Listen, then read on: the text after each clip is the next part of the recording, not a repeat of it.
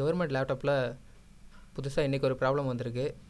Laptop on பண்ணோம், on பண்ணக்குள்ளே your pin is not available அப்படின்னு வருது. இந்த ப்ராப்ளம் எப்படி சரி பண்ணலான்னு பார்ப்போம். அதுக்கு முன்னாடி சேனல் சப்ஸ்கிரைப் பண்ணிக்கோங்க. ஃபஸ்ட்டு நெட்வொர்க் கனெக்ட் பண்ணிக்கிறேன்.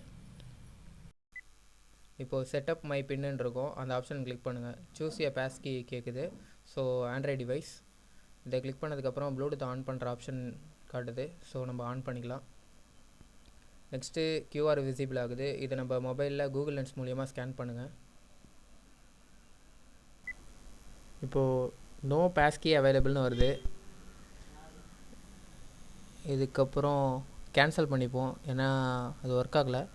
வி குட் நாட் சைன்இன் அந்த மாதிரி காட்டுது. சைன்இன் அனதர் வே அதை கிளிக் பண்ணுங்கள். இப்போ சைன்இன் ஆப்ஷனில் உங்கள் மெயில் ஐடியை என்ட்ரு பண்ணுங்கள்.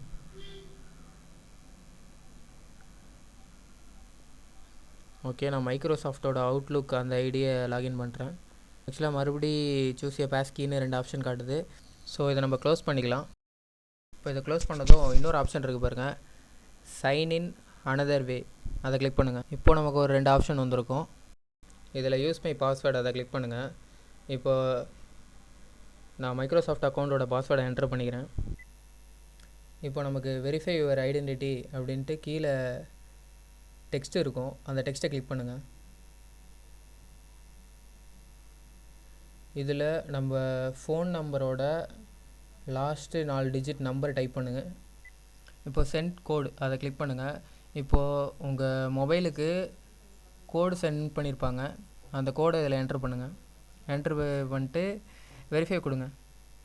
இப்போது நம்ம லேப்டாப்போட பின்னை ரீசெட் பண்ணலாமா அப்படின்ற ஆப்ஷன்ஸ் வருது. அது கீழே ஒரு வார்னிங் இருக்குது. என்ன அப்படின்னா, நம்மளோட டேட்டாஸ் எல்லாம் லாஸ் ஆகிருன்னு போட்டிருக்காங்க. ஸோ கண்டினியூ கிளிக் பண்ணாதீங்க, கேன்சல் கொடுங்க. இப்போது லேப்டாப் நார்மலாக ஆன் ஆயிரும். இதுக்கப்புறம் உங்களுக்கு பின்னை மாற்றணுன்னா செட்டிங்ஸில் போய்ட்டு சைன்இனில் உங்கள் பின்னை மாற்றிக்கோங்க. உங்களுக்கு கவர்மெண்ட் லேப்டாப்பில் வேறு எதனா ப்ராப்ளம் வந்துச்சுன்னா அது என்ன ப்ராப்ளம்ங்கிறத கமெண்ட் பண்ணுங்கள். நான் அந்த ப்ராப்ளம்க்கான சொல்யூஷன் கண்டுபிடிச்சிட்டு வீடியோ போடுறேன். Bye viewers.